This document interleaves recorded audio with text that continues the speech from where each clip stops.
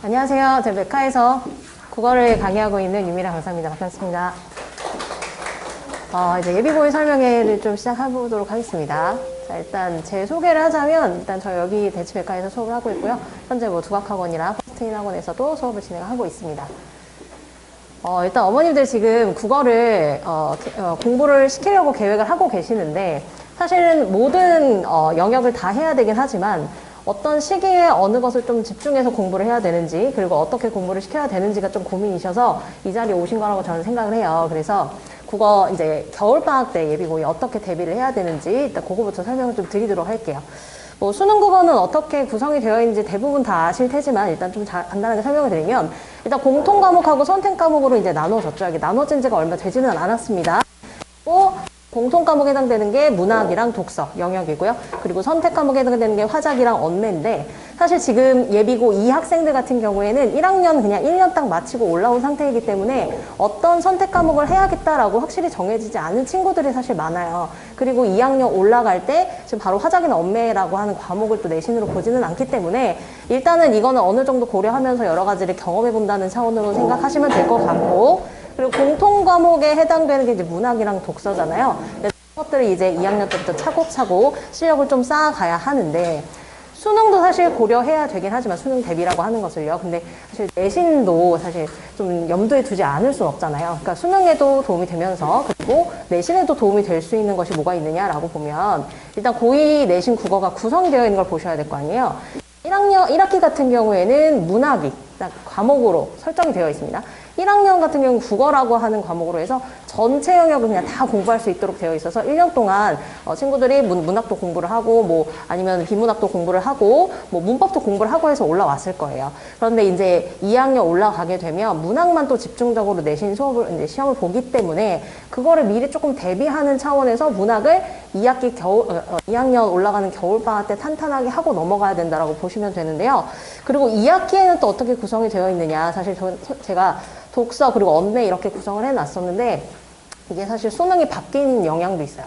그 수능이 바뀌기 이전에는 독서라고 하는 걸 사실 학교에서 수업을 한다고 하더라도 사실 지금 수능 보는 거하고 내신에서 이제 독서하고 조금 동떨어진 면이 있거든요.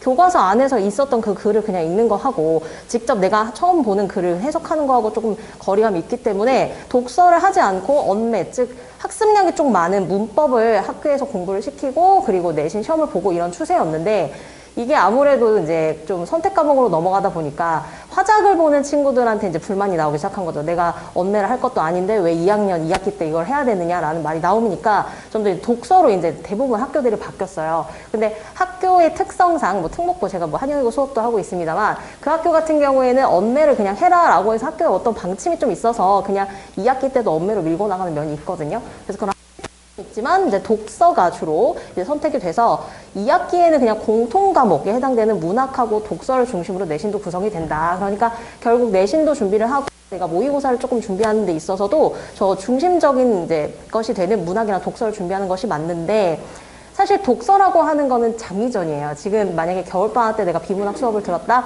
해가지고 비문학 실력이 뭐 비약적으로 확 늘어서 그때부터 잘하고 이렇게 되는 것은 아니거든요. 그러니까 충분히 계속해서 쭉 끌고 가면서 독서량, 독해하는 방법도 늘리고 문제 푸는 스킬도 늘리고 해서 이제 쌓아가는 것인데, 사실상 문학이라고 하는 것은 학습을 해가지고 풀 수 있는 그 영역이기 때문에 방학 때 어떤 배워서 성과를 내기에 되게 좋은 그런 장르라고 보시면 돼요. 영역이라고.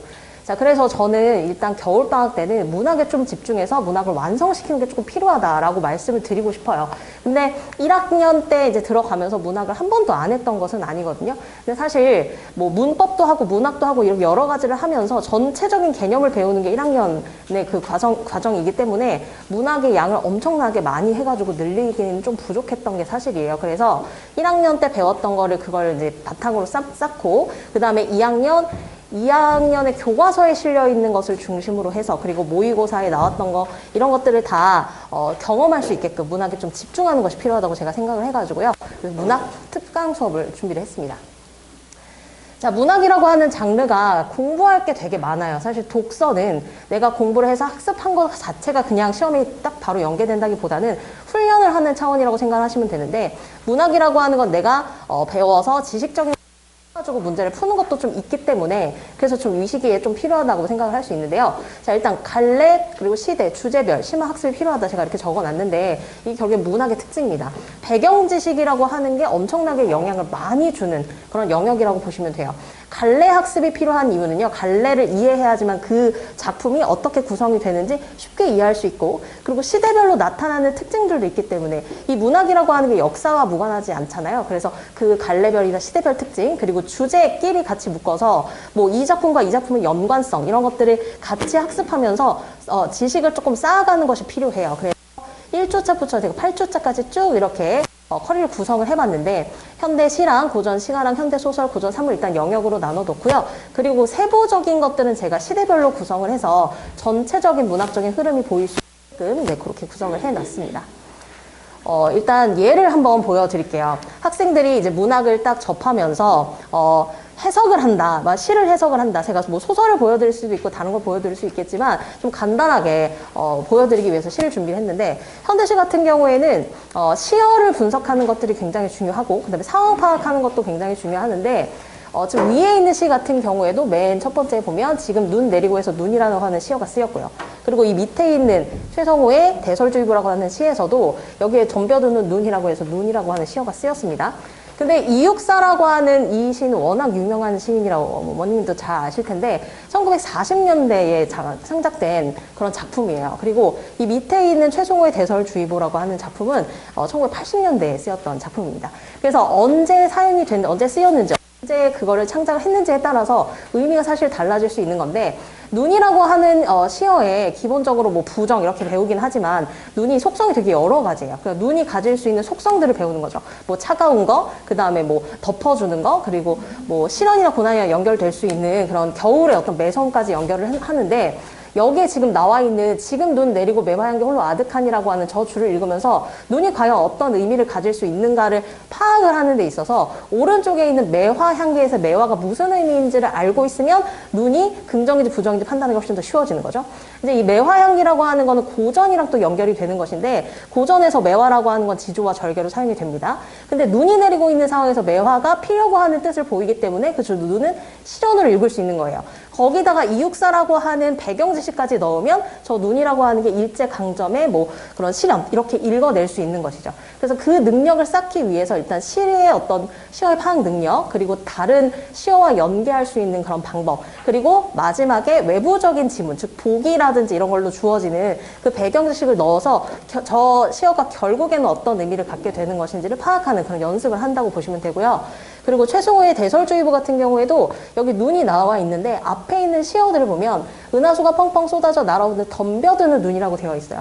사실 시어가 긍정인지 부정인지 판단하기 위해서는 다른 시어와의 관계도 중요하지만 앞에 있는 수식어 그리고 뒤에 나와 있는 서술어가 굉장히 큰 영향을 미칩니다. 이런 것들도 다 수업 시간에 배우게 될 텐데 자, 이 눈이라고 하는 시어가 덤벼들기 때문에 부정이다라고 어느 정도 생각하는 상황에서 다투어 몰려온 힘찬 눈보라의 군단이라는 표현을 쓰고요. 눈보라가 내리는 백색의 계엄령이라는 말을 씁니다. 일단 80년대라고 하는 배경지식까지 주어주면 군단과 계엄령을 통해서 군사정권에 대한 이야기라는 걸 알 수 있고 그 상황에서 눈이라고 하는 건 결국에 그때의 또 실현을 의미한다고 볼 수 있는 거죠.